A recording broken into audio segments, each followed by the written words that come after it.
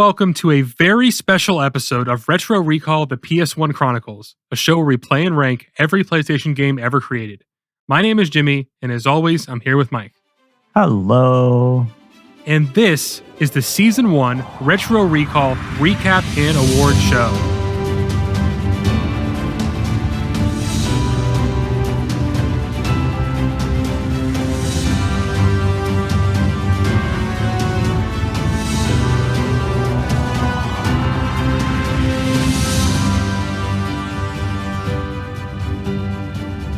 We had an idea. Let's do an end of the year show of some kind. Just recapping everything we do within that specific year of games that we play. We didn't really know what this idea was. And then we're like, hey, what if we just make it an award show and just give out these awards to nominees that we pick for each category? So I think this is going to be a very fun time. I'm looking forward to this every year now, even though we're not even done with this one. Yeah, we've been trying to think of just something for a while, and I think you came up with the award show, and we've got a lot of categories, we've got a lot of things to get through, but first, we're going to go through the top 20 games. Just a little, trip down memory lane, nothing crazy, not going to talk a whole bunch, just, how are you feeling about this game, however long it's been since we played it? So do you want to start from the bottom, or are we starting from the top? I think we go from the top down because we will have, I think, more to say as we go. The top ones, there's not going to be a ton. We're going to be like, yeah, no shit, Soul Edge is good. So, number 1, Soul Edge. That's great. Yeah, I'm still to this day very surprised that a fighting game that we started this entire podcast saying we hate fighting games, the fighting game is at number 1. It's incredible. We talked about this when we were recording the last podcast, but it's like, should that be a 10? Should that be higher? I mean, if that's not a 10, then what is? Yeah. I still think to this day, I'm still hesitant on saying that it's a 10, but I also do think it is a 10. It's tough. I mean, when you're the one who creates the number system and what they mean, how do you define what's a 10? It's like, it's whatever we want it to be. We created everything. Exactly. So it's not like we're working with a scale from somebody else. It could be whatever we want. So I don't know. I mean, maybe a discussion for a later date at some point, but yeah, great game. Down the road, I think you might see this change to a 10. For now, we're keeping it where it is. Yeah. I don't have any changes to make during this, by the way. I don't know if you do. No. Okay. I don't think we should for this. Yeah, I mean, it's the award show. We're not fucking with the list right now. So number 2, Castlevania Symphony of the Night. I was very surprised at how much I liked this game, not knowing anything about Castlevania. Just those fond memories of watching my cousin play this game. So I'm like, going into this, I don't know what to expect, but I loved every little step, even though I was stuck and you guys made it so much further than I did. Yeah, I've made it no secret that I love Metroidvanias, so this is one of the best. No question at all whether I would rate it highly. It was just how high. Yeah, I think this is going to be a common topic for a lot of these, is that this was my very first, well, not my very first. We did cover Metroid on our old show, but like actually just sitting by myself, working through it by myself, this was the first time I've ever played a Metroidvania. So it's just really cool to experience a new genre and just fall in love with it. Well, if you love it, take a look on Steam. There's hundreds to play. Oh, I know. So next up at number 3, we have Silent Hill. I mean, even with like the new remake of Silent Hill 2 out already, and do you think you would ever play that getting through the first one? The remake, probably not. Too scary. Too realistic now. But I think I would go back and play the PS2 version because it is just an extension of Silent Hill 1, which, it is scary, but after you play it and you learn the way it works, it's not as scary. Yeah. I feel like that's with most horror games, even nowadays. You play a game with let's say Five Nights at Freddy's. Everyone knows about that game. You get caught once with a jump scare, and then each time you get caught with that jump scare, it's less and less scary. Yeah, I mean, the big thing for me with Silent Hill, obviously, is the music and the atmosphere and all that stuff. And Silent Hill 1 delivers right out the gate with that stuff. So Yeah. you'll see later in the awards, there's some contested things there that I think that we will argue about. The only game so far with the horror games and whatnot that has literally made me so uneasy within the first 5 minutes that I had to stop for the day and play the next day. I was definitely stressing on playing it the whole week, but it worked out. Top 3. Yeah. It might be up there for a while too. We'll see. But yeah, number 4, we have Tony Hawk 1. Classic. Absolute classic. I don't really have much to say about it other than, I'm hoping that the nostalgia didn't blind me on that one. Choosing between Tony Hawk 1 and 2, thinking Tony Hawk 2 is worse. It was kind of a weird conversation to have when I played so much of both games. I get that, yes. Like, I love them both. It's just really hard to pick which one is better when one, Tony Hawk 2 is technically better. But then you think more about it, and Yeah. is it? I don't know. Yeah, it's just one of those things of they did improve a lot on Tony Hawk 1 or Tony Hawk 2 from 1. But I feel like they took away equally as much from the second one as well. So it's just that balance of, yeah, you added, but you also took away. So that's why I think it's worse. Yeah, I remember a lot of our complaints being based around the levels and like the levels in Tony Hawk 2 being way worse than 1. So, yeah, next up at number 5, The Adventure of Little Ralph, which was another big surprise for us. Yep. Yeah, and anytime you throw one of these, like, oh, here's a Japanese game that we don't have any English translation to, I'm like, this could be anything that we're getting into right now. And one of those, like, almost like rage games that isn't a rage game that, sure, you get angry, but it was a ton of fun. Yeah, I remember really loving it, and I probably almost rated it higher if I remember correctly, just because I loved it so much, but I had to limit myself because I think anything higher than a 9 would have been ridiculous. It's one of those things where I would love to get to that final level that you talked about a lot. Because even watching your footage and watching it back, I'm like, oh, this is brutal. But I would love that challenge of trying to get through that final level. It was definitely brutal, and I don't know, I didn't even beat it because I gave up. Save states couldn't Yeah. even save me. So That's the one thing I love about the edits is just seeing your perspective on a lot of these games. mhm. So like things that I got through easily, you seem to struggle a lot with, and then vice versa. Of like I had so much trouble, so I'll use your footage because you seem to blow through it so quickly, and I don't know how you did it so fast. We play games very differently, so We I do, think- yes. I mean that's the whole point of this show, right? So at number 6, Magical Tetris Challenge. Another surprise, like I didn't expect to be rating a Disney Tetris game that high. Yep. There's no more Tetris games for the PlayStation 1, but I think this would always beat all of them. Like, just I loved everything about this, and I hated myself for loving this game so much because I'm like, it's a Disney game. How is this supposed to be this good? Well, I played this one third out of the batch, I remember, and when I got to it, I was like, finally, some good fucking Tetris, you know? Yeah. And somehow I did the same exact order as you, so I don't know how we ended up doing that, but I just love the fact that a Tetris game was so high up on the list. Yeah, and a lot of these games, it's like, we know they're not going to stay there forever, but No. how long will they stay up there? I don't know. But then at number 7, we have Tony Hawk 2, which we already talked about, so we can kind of move on from that one. Yeah. At number 8, we have Resident Evil 1. Yeah.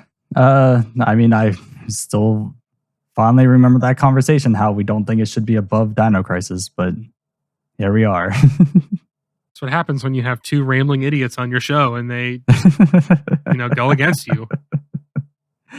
I mean, I will say it wasn't that bad of an experience. It's just jumping in, it being the first of the series, it's going to be rough. But it wasn't terrible. It was just, I'm excited for the second one because I think they fixed a lot for that. I mean, you say it wasn't that bad. We both gave it a 7.5, which is a great score. So, like, we did Yeah. like it. Yeah, it's just without a walkthrough for that one for me, and just the constant dying. Like, I thought I learned a lot from Dino Crisis, but then this game is like, nah, you didn't learn. So, It turns out you didn't learn shit. yeah. But speaking of Dino Crisis, at number 9, we have Dino Crisis. Yep. Another good game. I mean, not much more to say about another horror game, but Mm. for this one being like my first experience ever playing Dino Crisis, I really genuinely enjoyed it. I love the music. I think back fondly on that game. Yeah, like I said in the episode, I was going to give this I was starting at a 9 for this one. Like, I love this so much. Again, first of the genre. This was my very first survival horror game I've ever played. So it was just Well, really cool to dive into that. we did play Alone in the Dark before that. Oh, true. We did. Let's say your first good horror game. There you go. That's a lot better. Yeah. But all right, at number 10, we have Namco Museum Volume 3. I still can't believe this is in the top 10. I don't get it either, but I think maybe we were blinded just by how the other volumes weren't as good, or just the quality of the games was so much lower. Yeah. And that's what it was. It was just the rooms weren't as good. Like, I remember this one had those amazing rooms, even though they had nothing to do with the game. It just had, it built on the experience of what you were doing. Yeah, this had the Pac-Man one where he's in the bathroom taking a shit. Yeah. That in itself is enough reason for a high score. Yes. This alone, I cannot see this staying in this position for long. Like, Absolutely not, no. But all right, number 11, Crash Bandicoot 2. I think this should be a little higher. I'm not going to be crazy and say it should be in the top 5 or something. I just think maybe a few numbers up and I'd be happy. But at the end of the day, it's at the higher end of the list. We're still talking about it right now. So I can't be mad. Yeah. I don't know. I wish I can see what you're seeing in this. And I feel like it might be a bias of like you saying this is your favorite game and Yeah. like you love it so much. But for me, it's just like going into it, I just feel all the same problems from Crash 1. Things look nicer now and operate a little bit smoother, which is why I gave it a higher score. I'm just like, but what is he seeing in this that he thinks this is much higher than that? I think that if you played Crash 1 and Crash 2 back to back, you would know there's a huge difference. Maybe. You're probably not wrong on that. Maybe this will be one of those ones I change my mind. I'll go back and play both games. No, you won't. Don't lie. But that is kind of a cool idea. Maybe when we finish a full series, maybe at some point we could do a recap of the series. Maybe go back and play them all at some point, you know? Or like a retrospective bonus video of the entire series. Exactly. That's kind of what I'm getting at. Yeah. Yeah. But at number 12, we have Siphon Filter. And from my childhood, this was one of my favorite games because it was one of the few I had to play. I remember liking it, but being a little frustrated at some of the stuff in it. But overall, I don't feel bad about it. Like, I don't think I'd ever play it again. And like, am I super excited to play the sequel? Not really. But at the end of the day, I mean, I gave it a 7? Like, that's fine. Yeah, I think it's just one of those things of it's just your standard let's run around and shoot people games. There's really not too much depth to it. It's not like a Metal Gear Solid where you actually have a lot more involved into the game. This is just straightforward. Let's just go and kill people. Yeah, but this wants to be Metal Gear Solid, and that's It does. where the problems are. You're not wrong at all. Number 13, Blaster Master Blasting Again. Yeah. Big surprise for me. Just from the name, I thought I wasn't going to like this game. But get into it, I'm like, I'm vibing with this. I like this. I have very fond memories of this game. I don't know why. I think it's just the aesthetic of it. You know, like platforming with a car is sick. Yeah. The like crazy like rock music playing the whole time. It's just, you know, very Japanese, very wacky. I loved it. And just introducing new mechanics that we haven't seen in other games. Like, I feel like that's a strong point going forward with a lot of these is just something new that, because we keep seeing the same stuff repeated over and over again, just with different characters and different level design. Yeah. So when you have a new game mechanic like this, it's like, oh, this is okay. A lot better than what we've been experiencing. And up next at number 14, we have Blood Omen, Legacy of Kain. Which I still think about this game a lot. I was going to say I don't, and I don't look fondly on this thinking back about it. Oh, really? This, to me, I think was one of the first games we kind of gave a higher rating to. I mean, it was pretty early in the show, but yeah. It was, yes. I just think that, like, us playing it at the time that we did, we played a lot of games that weren't that fun. And we got to that and we're like, finally, something good. But then when you think more back about it and you kind of like, I don't know, if we would have went and played it right now, I think it would have a lower score than it does. I think we might be looking at like a 6, 6.5 if we played it now. After all these experiences that we had, you know what I mean? I don't think you're too off. And unfortunately, that's the show, is that as we go further, we have more perspective on the older games we played. Mm-hmm. That's why in the early stages it's really hard to give scores, because we didn't have any knowledge of the other games. Yeah, that's true. And now I kind of feel like we kind of got it down for the most part. Yeah. But all right. Number 15, we have Einhander. Another really early game. I look fondly on this just because I used save states a lot. So, like, I had, I think, in my mind, a better time than I would if I played it right now. I think so, yes. But the vibes, the atmosphere, the graphics, and we still sometimes use a song from this game in our set when we play. Like, oh, really? Yeah. The credits song we use, it's called Earthlight. We kind of use it at the end of our set sometimes. Oh, that's interesting. I don't know. I mean, I don't have much more to say about Einhander. I think next week's episode will kind of see us compare Einhander to a similar kind of game. So I'm looking forward to that. Yep. Yeah, I mean, for what it is, I liked it. It's just very difficult. And just one of those games where you just got to go in over and over again and learn from your mistakes until you perfect it. Unfortunately, like, there is no easy way around it. And at number 16, we have Armored Core. Oh, boy. And now here's a game that I look back on very fondly that I don't think that you do at all. Every time I think about this game, I just think about the annoyances that I've experienced. Granted, I knew nothing about it. So you looking it up and knowing, oh, I can sell this stuff, like, if I knew all that, I probably would have had a ton of fun with this. Yeah, and I was just excited to play this because I played Armored Core 6 a couple years ago. So that excitement and then me looking things up, it kind of led me to have a better experience than you, which I understand. It's very intense, especially if you don't know anything. And I think you couldn't find a manual or something like that, right? Or what the info wasn't in there, maybe? I don't remember. Yeah, I found the manual and it might be in there and I just skimmed over it and missed it. But from what I could tell, there's no information that, you could just sell things and get them back. Yeah, I just mean like a lot of the nuance wasn't in the manual. So that's kind of where you would have had more fun. Yeah. Yeah, at number 17, we have Harvest Moon Back to Nature. Yeah. It's a little bit of a disappointment in a sense. Going into it thinking, Stardew Valley, I was really, really excited for this one. I don't think it was terrible, but it's just apples to apples. I would always go to Stardew. The one thing I remember about that episode is, you and Amanda kind of realizing that Stardew Valley just took everything from this game. Yeah.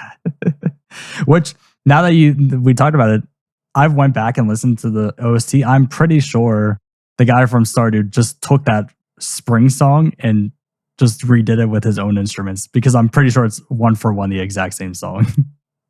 He couldn't stop at everything else. He had to take the music too.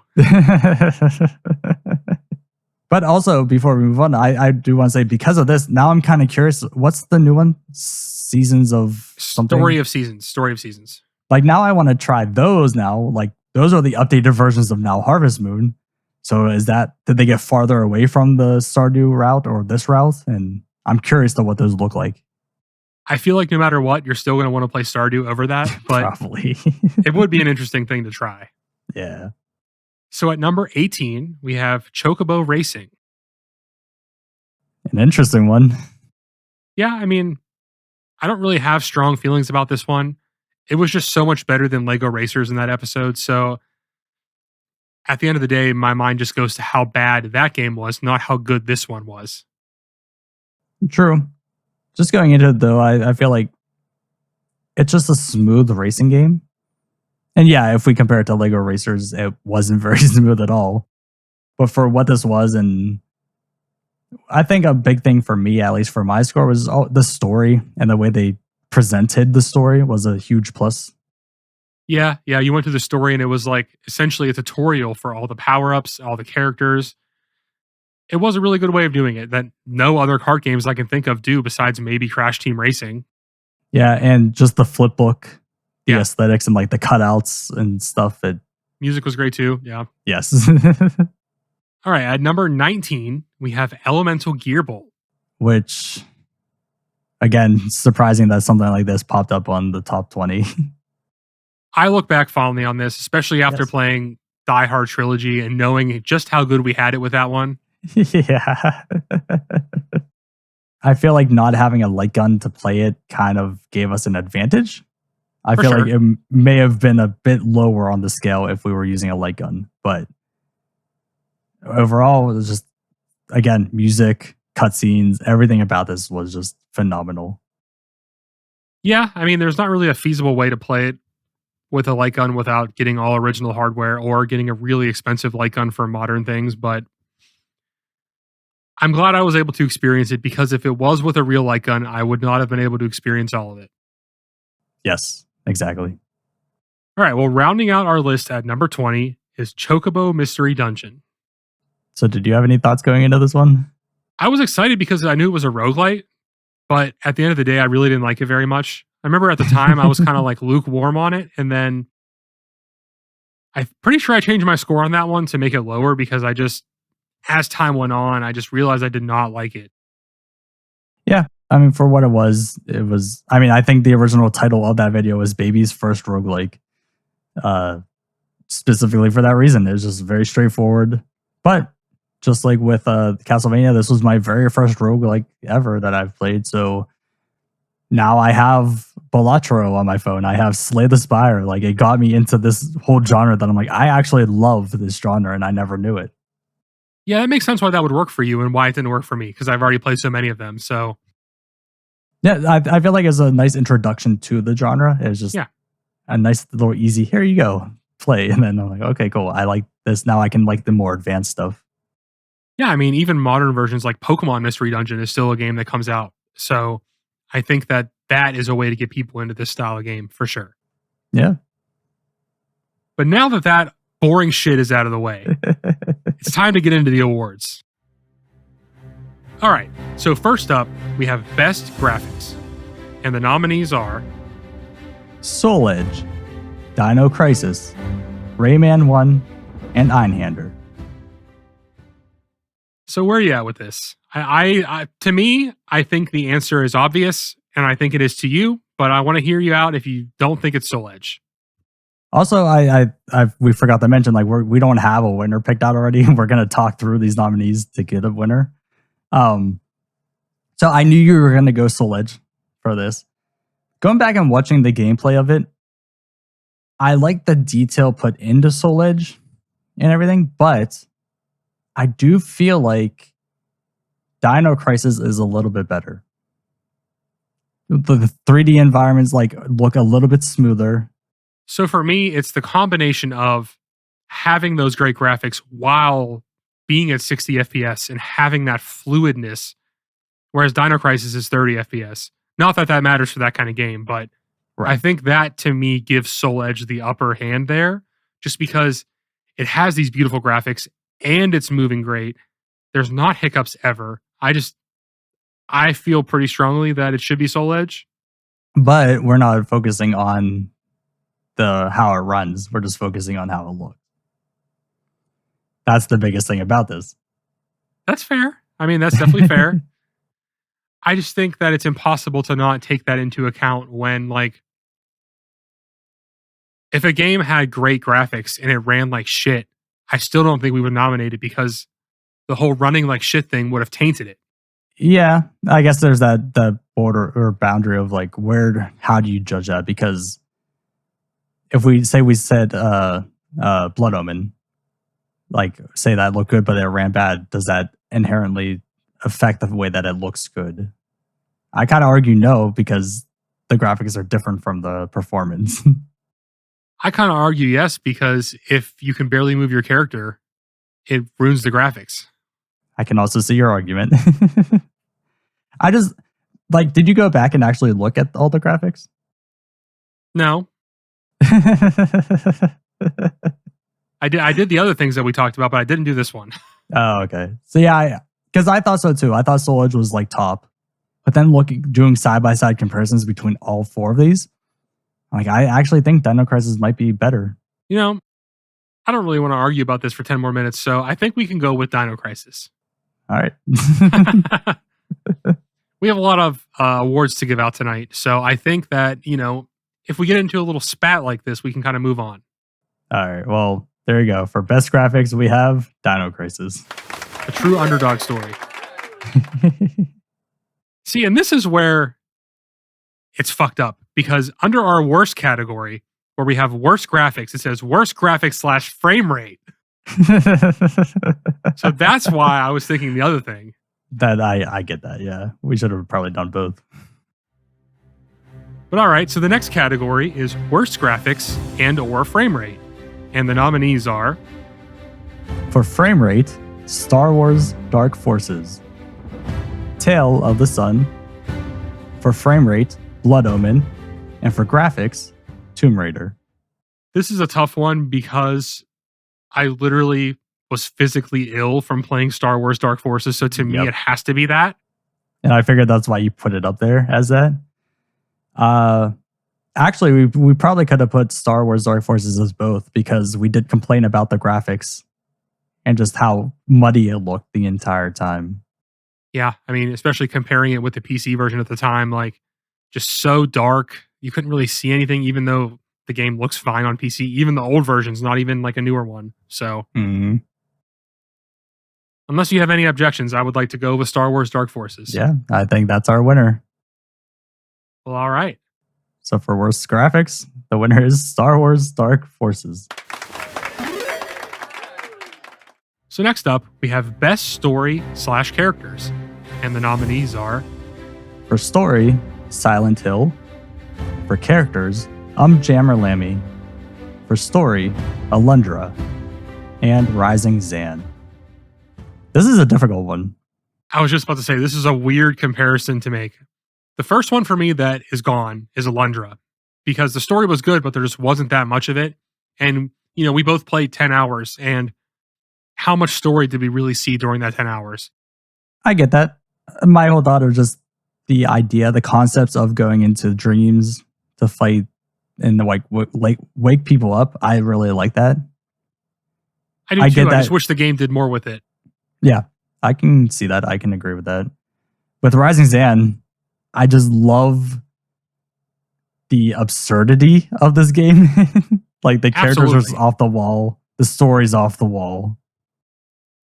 And to me, that's why I nominated it for best cutscenes, because I just think that it shines more there just as a form of comedy, whereas I don't really think you give a shit about the story or any of the specific characters. I mean, name one character that's not Zan. You're not wrong. So when it comes down to Silent Hill versus Jammer Lammy, I want it to be Silent Hill more than anything, but I just think the characters in Jammer Lammy are so strong. Yeah. So much more 100%. strong than Parappa the Rapper. It's just everyone has that personality. It's just like an Adult Swim episode. We've said that in the episode as well. It's weird because all these are such different games, so it's hard to really compare them all. But I just love the vibe and the energy of every character in Jammer Lammy. All right, well then I think it goes to Jammer Lammy. There you go. All right. So on the other side here, we have worst story / characters. And the nominees are D, Driver 1, Crisis Beat, and for characters, Persona 1. So I want to say I think Persona 1, like I put that in there because of I just hate how stereotypical they made every single person. I think you're just straight up rude for putting Persona here, if I'm being honest. Same thing for Really? Crisis Beat. I think Crisis Beat is fine. Saying it's the worst, I think, is kind of fucked. Really? I'm not saying it should be in the best, which is why I didn't put it there, but I think it's very much serviceable for what the game is. I don't know. I'm just like based off like you could have done so much more with the characters in both. I mean, all these, even D, you could have put like so much more into the characters. Story wise, with Crisis Beat, is just like I can understand the absurdity of it, as we said with like Rising Zan. I understand that, but I don't know. Crisis Beat is like an action movie, though. It's not really like trying to be something super crazy. And I think for what it's trying to accomplish, it does a great job. I can see that. None of this matters because the answer is D. Yeah, I mean, yeah. But to be fair, like I had to throw something else in because I'm like, I'm out of choices. I don't know what else to put in. No, I understand that. I had to do that for some of these too. Yeah. But yeah, D is it has to be the winner. When we got to the end and all that shit about Dracula, I was like, any hope I had for this at least being somewhat of like a stupid, campy experience was ruined because it's just so dumb that it just doesn't make sense. It really doesn't. All right, so worst story character, D. Terrible. All right, next up we have best cutscenes, and the nominees are Silent Hill, Rising Zan, Van Ark, and Elemental Gearbolt. I'm going to be honest, I stared at this list over and over again, and I still don't have an answer. These are all 4 very strong choices. So for me, Elemental Gearbolt looks great. The anime stuff is great. Van Ark, I mean, I don't even really remember that much about that game's cutscenes. So I went there and watched them. Like we even said in the episode, these are the best cutscenes we've seen in games so far. The gameplay wasn't great, but they really put a lot of time into those cutscenes. But that's because we hadn't played Silent Hill yet. True. And the FMV style of Silent Hill, like those, I even said too, greatest animation of characters in any cutscene that we've seen was in Silent Hill. But with Silent Hill, I'm also kind of referring to the in-game cutscenes, like the in-engine ones. You know, it isn't. Okay. It's still a cutscene. You're not playing. You know what I mean? Yeah, I get that. Regardless, I just think that the cutscenes are what make the game what it is. It establishes the vibe. It has that beautiful music. To me, Silent Hill wouldn't be what it is without a lot of that stuff. No, I don't think you're wrong. But then you have like Rising Zan where you have that comedy like we were just talking about. You have the absurdity of the characters and the dialogue back and forth with one another. So it's like you have the super serious, scary side, and then you have the super funny side, but then you have like the anime sides with Van Ark and Elemental Gearbolt. So I guess the question is, what makes a great cutscene? Is it just the aesthetic? Is it just the way it looks or the way it's animated? My reason for wanting Silent Hill to win is that it is all of those things. You know, it has great style. It has great graphics. It has great animation. It establishes the story. It just has everything. Whereas, you know, the anime cutscenes are fine, but that's not what the game looks like. It's not representing anything other than like some cool stuff in the game. No, I think that's a solid argument. So I think for cutscenes, the winner is Silent Hill. All right, I thought you were going to argue with me for Rising Zan. That's a very solid argument. All right, so on the other side, as we've been doing here, we have worst cutscenes. And the nominees are A Bug's Life, Tale of the Sun, Tekken 1, and Driver 1. This was a little bit of a weird one. I could see like the ones that you have there really aren't that bad. It's just kind of like whatever. I'm assuming you had trouble picking some. Yeah, because when you come to like the worst cutscenes, it was like, okay, what games even have cutscenes that we could like establish and talk about? My first thought of Driver 1, whenever he's just on the phone and it's just a freeze frame, yeah, and you hear the audio, I'm like, were you that lazy you couldn't finish up the scene or at least make the camera move around the room as he's talking? Or the opening cutscene where it's just him getting in the car. Yeah, it's just so bad. Very surprised to see you put Bug's Life up there because it's just literally clips from the movie. I think it's lazy. I think they just stuck some low quality clips from the movie that don't even pertain to what's going on in the game. If it was like perfect to what's going on, that would be fine. But it'll be a clip of the movie that's something random, and then you're just doing something that they don't even do in the movie. I don't think that's 100% right. Like, say for the canyon thing, whenever you're on the dandelion, I mean, that is a part of the movie. It's just, it's not the exact scene for scene thing that you're doing in the game, but it does happen. I think the first few are fine, but then once you get later in the game and you're just doing random stuff as padding, that's when it gets weird. True. Like when you're exploring the city looking for the bugs, you're climbing this mountain for no reason, like that type of stuff. Yeah. I do get what you're saying of like it's lazy, but they also look good. And it does kind of push the story to what you're doing next. I mean, I'm not going to argue with you on it. I just think it's lazy. They could have recreated it in the in-game engine, which I think would have been a lot cooler. It wouldn't have looked as good, but it would have been a lot more consistent. Very true. But with like Tekken 1, I feel like the end game cutscenes, whenever you do beat with a fighter, they're not well done. I liked them. I thought it was fine. Oh, okay. I think this could go to Tale of the Sun for those stupid cutscenes where people were dancing for no reason. I was trying to figure out what cutscenes you were talking about with this one, and that's the only one I could think of. I think that's the only cutscenes in the entire game. Yeah, and it fucking sucks. It makes no sense to why it's even there.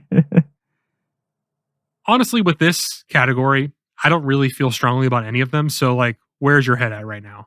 I was thinking between Tale of the Sun and Driver 1. Because at least for me, I'm thinking Tale of the Sun, they're sticking within the aesthetic of the game and the vibe of the game. Driver 1 is just like, they put in effort to make it look cool, but it never delivers. I think it should go to Driver 1 just for the pure, like, why am I just looking at a freeze frame? Why am I just looking at a guy get into his car? I get it's called Driver, but it's not literally just the driver. Yep. I would agree. So for the worst cutscenes, we have Driver 1. All right. So next up, a little bit of a different category. Best controls. And the nominees are The Adventure of Little Ralph, Einhander, Soul Edge, and Tony Hawk 2. So I think I would have to go with Tony Hawk 2 on this. Yeah, looking at this list, again, every single one of these games plays smoothly. Soul Edge was so buttery smooth with the combat. But then I think about Tony Hawk 2 and I'm like, just whatever you want to do, you can do. If you mess up, it's because you mistimed something and it's on you, not the game. Exactly. But you can say that with everything. Yeah, but our complaints with Tony Hawk 2 were of the levels, and we still played them because the controls are great. Yeah. Yeah, it feels very smooth. Like with Einhander, it was good. But I guess with that, it's like, what are your controls? You're just up, down, left, right is all you can move. I just remember it being tight, it feeling good to play. Yeah. Especially with those speed changes. Like, that's a really nice mechanic within there. Yeah. And Adventure of Little Ralph, again, no problems with that. I think from beginning to end, it was just a very nice play. Yeah, I mean, we've had a lot of problems with platformers on this show as far as like, not being able to time jumps or perspective stuff. And I know Little Ralph is a 2D game, but it still controls perfectly for a 2D platformer. Yep. But yeah, I think I could agree with you that Tony Hawk 2 would probably be the best controls. Well, all right. Then the award goes to Tony Hawk 2. Here we go again with worst controls. And the nominees are Expendable, Cool Borders 1, Star Wars, and Parappa the Rapper. This is a tough list. This is a highly contested category we got going here. I think my initial gut feeling is Expendable. I was about to say it's almost like it has to be Expendable because it's at the bottom of the list for a reason. We almost couldn't play this game because of how bad the controls were. And like I thought about like, oh, Parappa the Rapper is impossible to get the timing, but we at least were able to play that game. I also think if we were playing on original hardware with an original TV, that Parappa the Rapper would be fine. Yep. Expendable would still be fucking trash. Yep. Every time I think about that game, I get so angry. Like, Cool Borders 1, that was a very frustrating game. And I don't even think that's as bad as Expendable. No, I mean, it was between those two for me. But I just think of the experience playing Expendable and just fighting the controls. I mean, we say that term more often than we probably should because the definition of fighting controls is Expendable. Yep. 100%. Yeah, I don't think this is any argument here. I think the winner for controls, worst controls, is Expendable. So our next award is for game mechanics / design. And the nominees are Armored Core, Castlevania Symphony of the Night, Chocobo Mystery Dungeon, and Harvest Moon. So for me, I think the clear winner here is Castlevania Symphony of the Night. You know, this is what I was about to say because, all right? Because this is, I think, the second or third Metroidvania ever to exist, and the first one that was not a Metroid game. It is the whole reason why this genre is called Metroidvania, is because of this and Super Metroid. Okay. There's no other game on this list that pioneered a complete genre based on its game mechanics. You're not wrong. Yes. And overall, design-wise, everything functions the way you expect it to be functioning. I was thinking like Harvest Moon, technically it's the mechanics are there, the design is all right. But now thinking more about it, looking at this whole list is like, yeah, it was rough around the edges. Meanwhile, Castlevania, that's not surprising you with, oh, this is the way this works. But what about Armored Core? I wanted it to be Armored Core because of just how much is going on there. There's so many different systems. There's so many things at play. And once you figure it out, you can have a good time. But I just think that there's other mech games. There were mech games before that. There was Mech Warrior and other games like that. Yeah. I think the game mechanics and design are great, but they're also intimidating and hard to figure out if you don't know. That's a very fair point, yeah. You can just play Symphony of the Night and figure it out. Like, there's nothing to figure out. You just play the game. And then on the other end of that, I think with Chocobo, the mechanics are very simple, straightforward. You can figure it out. I think where it kind of lacks a little bit is the design, where each dungeon is pretty much a copy-paste from the last one, except a different layout. Yeah, I mean, I was kind of surprised to see it in the best. That's more of a worst kind of vibe. This is one of those ones where I was like, Armored Core and Castlevania are the best two choices that you chose, and I just need to fill out the list because I can't think of anything else. That's fair. All right, then. Castlevania. Yeah, all right. I promise the whole episode won't be like this. But up next is the worst game mechanics / design. And the nominees are Invasion from Beyond, Magic Carpet, Cool Borders 1, and Kula World. I'm assuming this is another case of you struggling to figure out what to put. Kinda, but Kula World, hated that clock. That was the worst game mechanic I've ever experienced in a game. But I think the core idea for the game is great. Yes, but that one mechanic to the game ruins it completely for me. I hear you. In Cool Borders 1, I mean, it's a snowboarding game. It's fine. It's just the controls are what ruin it, not the game mechanics, really. That's true. Yes. That was the one where I just had to throw something in because I was like, Cool World for sure, but I don't know about Cool Borders 1. I feel like the clear answer here is Magic Carpet. I just put Invasion from Beyond in there to talk shit to you about it.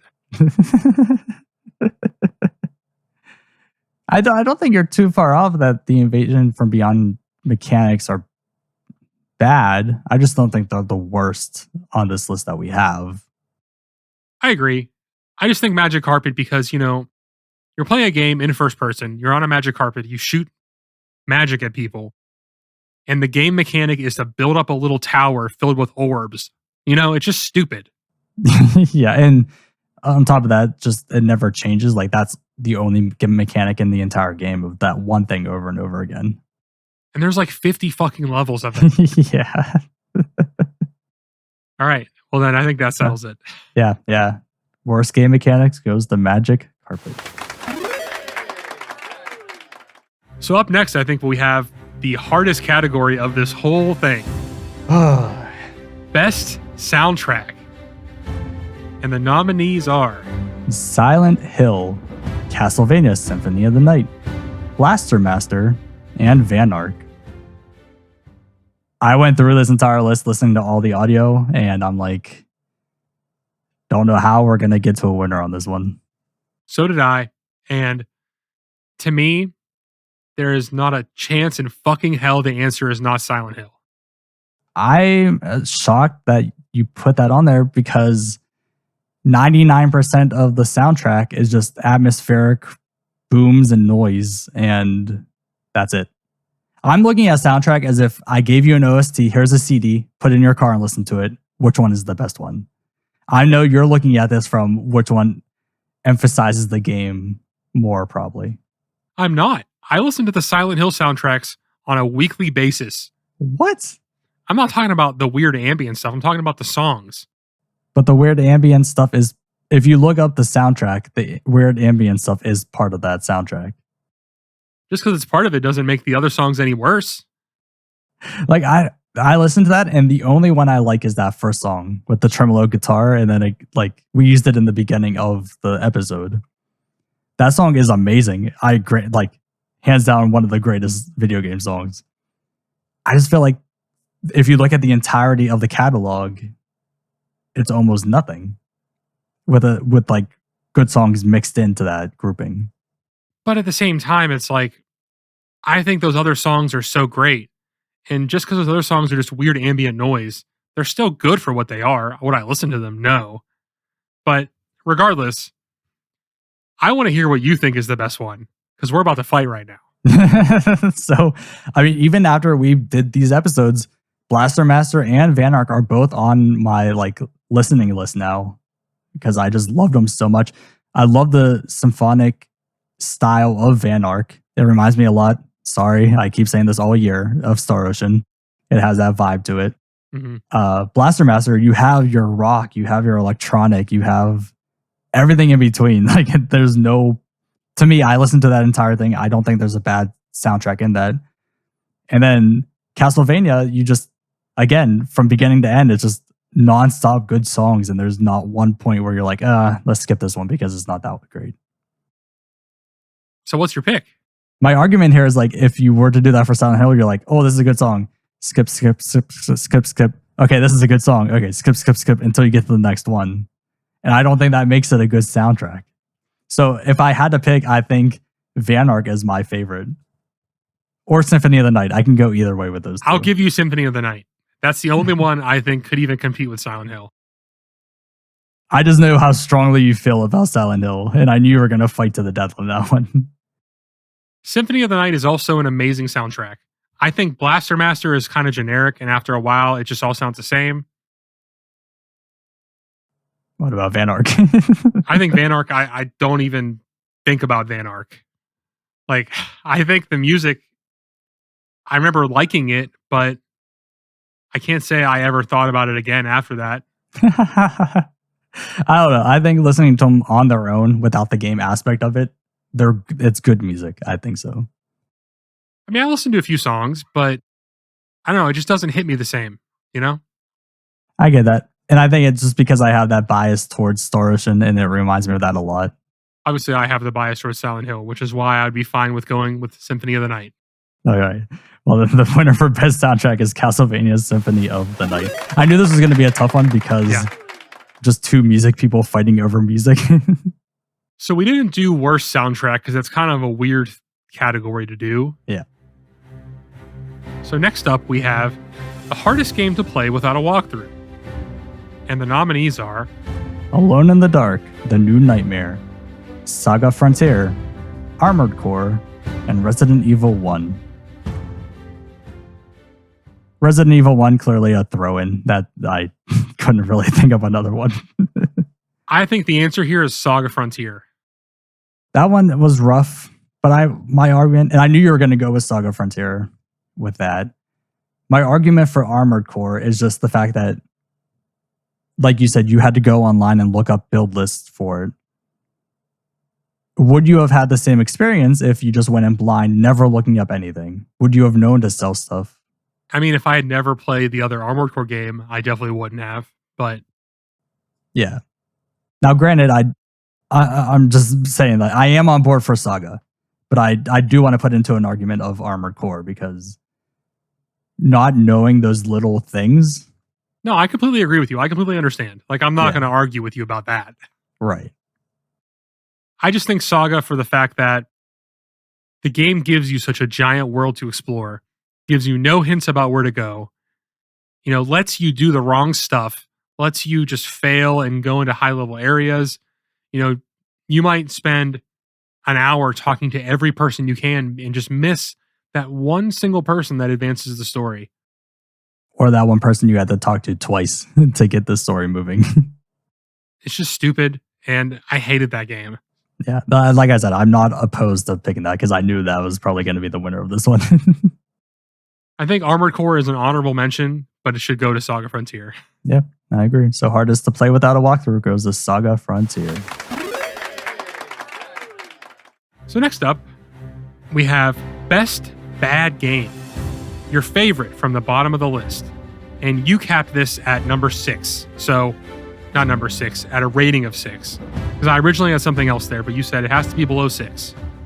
I think I said below 5, yeah. Okay.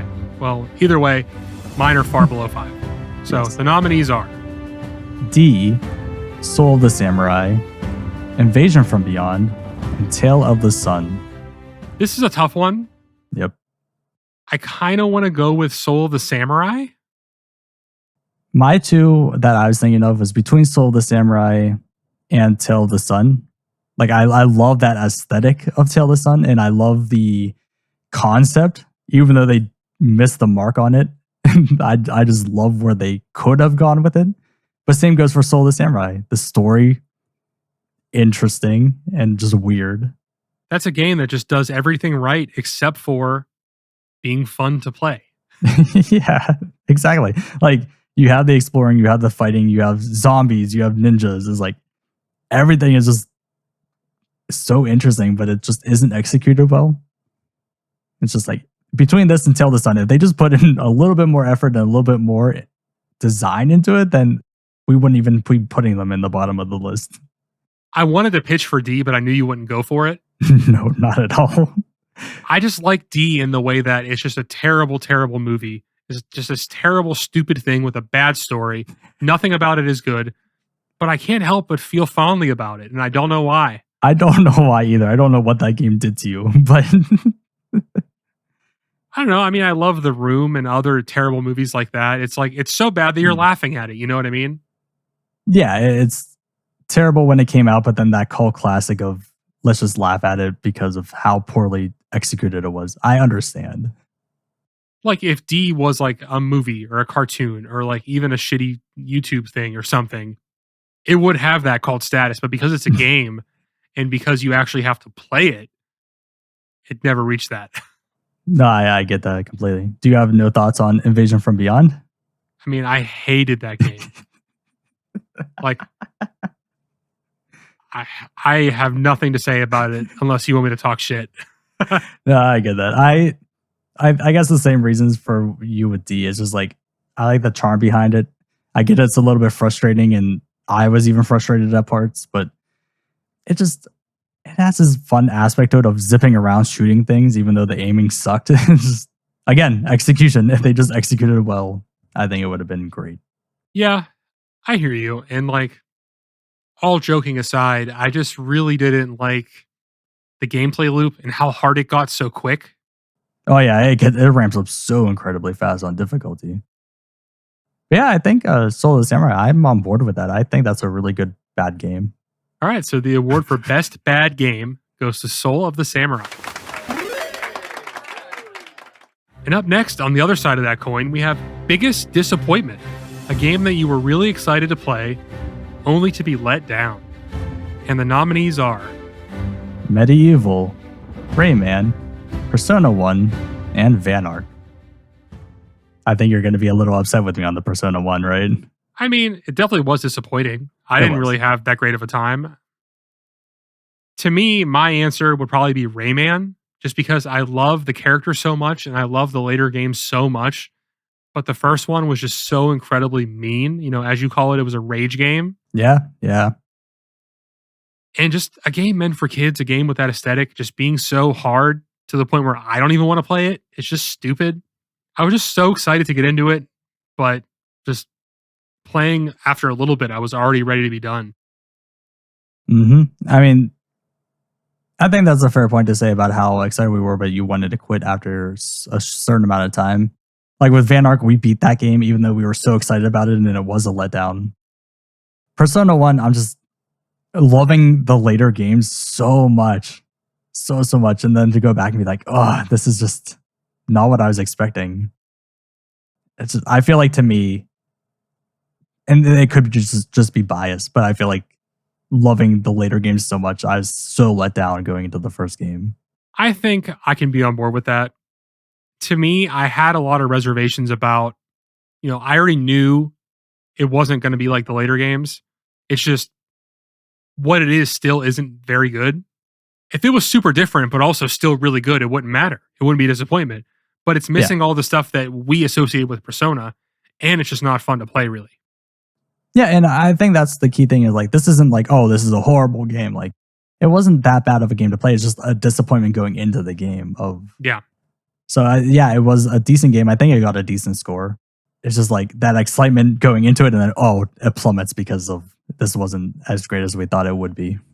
And it was kind of the same feeling as Rayman with Medieval for me. That was one of those games I never actually played. And I always saw it as a kid, saw the remake, years ago. Always one of those games I wanted to play, and I was just so disappointed by it when I played it. But I think with all of your strong feelings, we can go with Persona. All right. So the biggest disappointment we played this year was Persona 1. So next up, we have biggest surprise. The exact opposite of this. A game that you had no idea would be this good. A game that just really surprised you in every way. So the nominees are The Adventure of Little Ralph, Elemental Gearbolt, Magical Tetris Challenge, and Power Shovel. I think that all of these games surprised us with how good they were. Yes. But to me, the clear answer is Magical Tetris Challenge. I was between that and Power Shovel because with Power Shovel, we had no idea what we were going into. And just like when you get into it, like, what the hell? Like, genuine surprise going into that. I think the Magical Tetris is surprising. We know it's a Tetris game. We know what we're getting into. But we were just surprised at how amazing it was in the end. Yeah, I mean, going into a Disney Tetris game, who thinks it's going to be a top 10? Not me. But I mean, also Adventure of Little Ralph, I could argue too, of just having zero knowledge about this and just being blown away with how great it was from beginning to end. Yeah, it's tough. This is a very tough list. I'm just looking at it and like, also Elemental Gearbolt. It's the same argument for some of these where it's like, who knew we'd like a light gun game that much? Yep. And just the biggest surprise with that was like the anime cutscenes and like, wow, it's a light gun that has true story going through it. It's incredible. I think after you breaking it down, I think Power Shovel is probably the answer. Yeah, it has to be. Like, who would have seen that game going into it? All right. Well, I'm fine with that. All right. So the biggest surprise goes to Power Shovel. All right. For our last category in the worst section is worst voice acting. And the nominees are Die Hard Trilogy, Siphon Filter, Silent Hill, and Blaster Master. I think I would probably go with Die Hard Trilogy. Yeah, I kind of thought that, but my fight, I mean, Silent Hill, you can't, I know you love this game and the soundtrack and whatnot, but you can't disagree that guy is just terrible at delivering his lines. I think that's intentional. I would have if you would have put Resident Evil, I would have heard you out, but I think that the weirdness and the flatness of it is intentional in Silent Hill. I actually think legitimately it's not. I think I could be wrong on this, but I'm pretty sure they pulled someone off the street to be the voice actor for the guy. I don't think that's true. I mean, it's incredibly inspired by Twin Peaks, which has that kind of dialogue, which is why I Okay. thought that it was intentional. Yeah, I don't know. I remember playing. I'm like, oh, this is so hard to listen to. But even worse than that, I felt was Blaster Master of just the kid sounding so unenthused talking to his sister. Yeah, I remember you brought that up a lot in the episode, and I was kind of like, well, I mean, it wasn't a note for me, but I don't know. It was so weird of just like I said in the episode, it felt like they went up to some guy in the office and they put a microphone up to him and they're like, hey, can you say this line real quick? And it's just like, hey, no, don't do that. Yeah.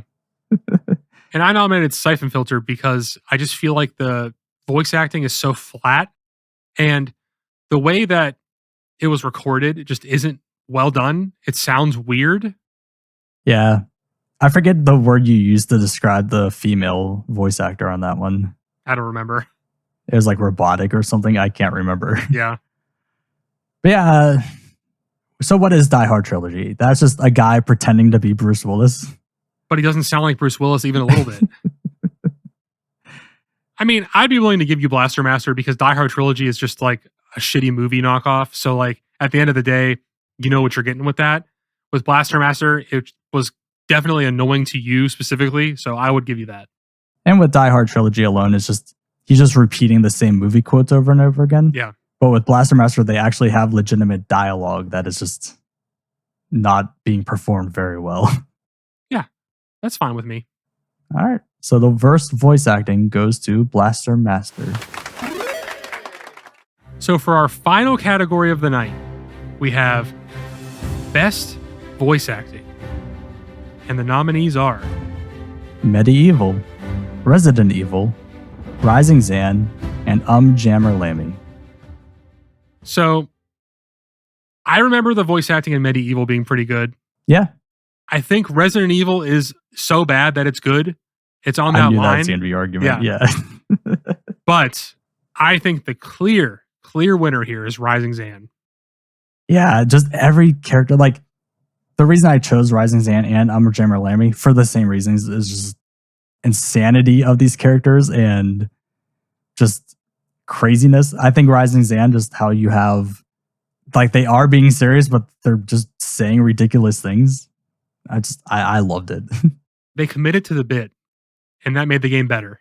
Yes. Medieval, I like because it kind of reminds me of Spyro the Dragon with the way when you rescue the dragons and how they talk to you. Yeah. I was thinking, like, if we went just with, like, the main character doing his rah, rah, rah, rah, I'm like, what is that for the voice acting? But everyone else except for the main character, I think, did a phenomenal job. No, it was clearly a big budget game. Yes. But if you don't have any objections, I think Rising Zan is the answer. Yeah, I'm on board with that. All right. Well, that wraps up our 2024 awards. How do you feel that went?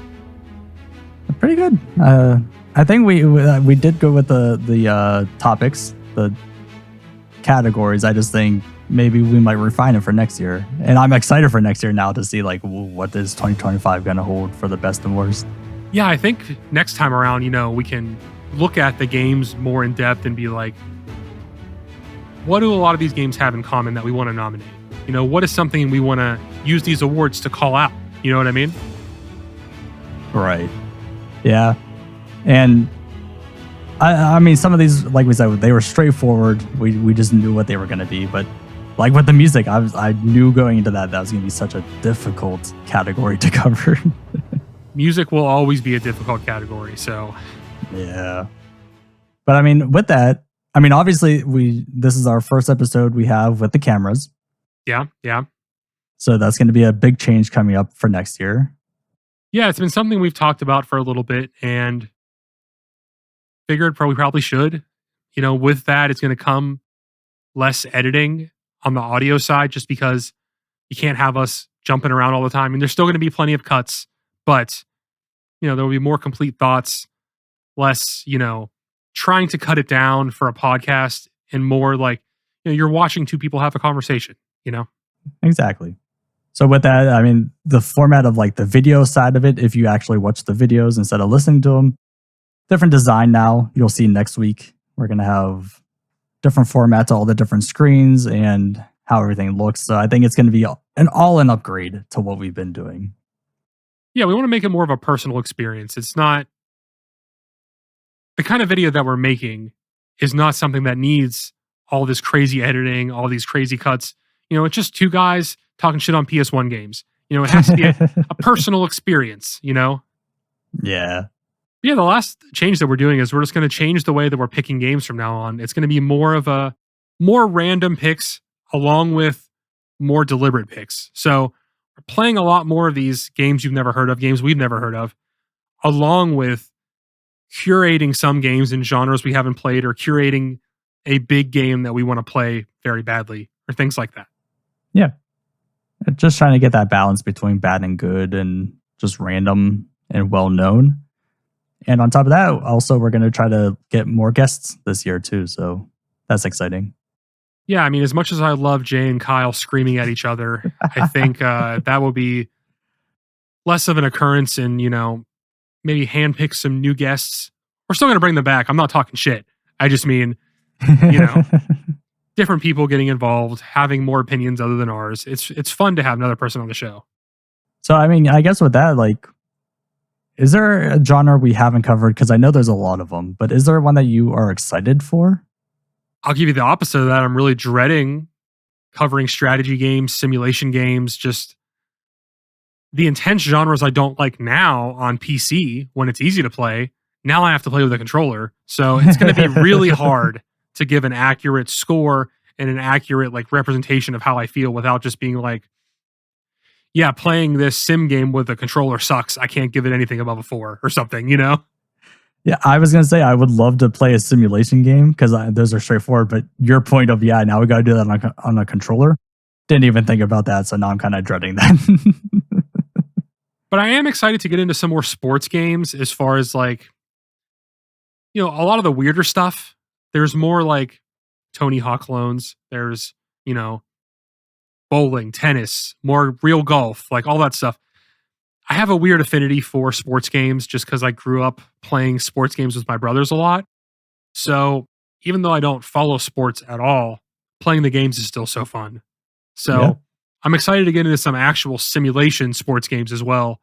We played NFL Blitz and Hot Shots Golf, but when are we going to play Madden or NHL or something like that? It's going to be interesting. Yeah, I agree. I think I'm the same with you. I'm excited. I'm looking forward to racing games because I played those a lot as a kid. So it'll be nice to just get back into that, get into the same things I just loved as a child. On top of thing that I know we haven't touched is more wrestling games. Again, yeah. I played those a lot as a kid. So it'd be exciting to finally get into that and not just a normal, straightforward fighting game. Exactly. And we are going to play more fighting games as well. We've only played 2 so far, and there's a lot of them. Yeah, we did realize that through this entire year, we were trying to mix up genres, but we missed a lot of them throughout the year. So I think we're going to try to play catch up this year and try to hit every single genre within the year. That might be impossible, but we're going to try. Well, yeah, as we do our picks, I think I'm going to pick deliberately either a game that I've heard about or want to play or just something we've never played before. Even if I'm not designated as picking a new genre for that time, I might still do that anyway just because I want to try different things. Exactly.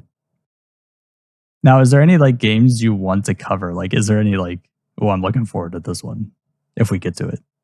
Well, I'll let the cat out of the bag. We're definitely going to play GTA this year with GTA 6 coming out. So I think at some point that would be fun to play. I mean, I've messed around with the first one as a kid. I had it for Game Boy Color, if you can believe that. I can't. Surprisingly good, actually. And obviously I love all the other GTA games, but the Game Boy Color one is the same as the original. So I'm excited to try that. Might not be fun. It might be really fun. I truly have no idea. Yeah. I forgot we were doing that. Actually, we did talk about that. So I'm very excited to go back to the original on that. I'm trying not to go in with a lot of excitement, kind of like with Persona. I just want to try not to think about how this is going to be so amazing. I would like to cover. I mean, we do talk about covering bigger games. Yeah, and we also have this balance of is the game too big that we don't want to cover right now? Or do we want to hold off on it for a while? But even getting in, like starting up the Spyro series, I would love to get into that game. I think we can make that happen this year. I mean, Yeah. as long as we don't play too many platformers and not too many big games, I think we can make that one of the big games. Exactly. Like you with Crash and Crash 2, Spyro was my game as a kid. So I also played Spyro, so I'm excited as well. yeah. But yeah, if you made it this long, thank you so much for watching or listening. I don't know if you have anything else to add, but I think we can wrap this up. No, I think from the beginning of when we started this, we're up 500 subscribers from 2024, almost 600 now. That's phenomenal. I can't believe we've grown so much over this time. It's been amazing seeing people actually give a shit about the show a little bit. Oh, that's another big thing. I mean, thank you to everyone commenting. We were just putting out videos and like, yeah, sure, if people hated it, they would start commenting to us. But now we're getting to the point where like we're seeing regular faces popping up in the comments over and over again. So it's like, it's really great that we're starting to slowly build that community. So, I mean, thank you for taking the time to leave a comment, good or bad. It doesn't matter. But like, it's always great to see people wanting to chime in about the game. Everything helps, even if you tell us we suck and are stupid. But all right, that's going to do it for us. If you enjoyed this, please remember to like and subscribe, as well as give us a rating on podcast services. We'll see you next week.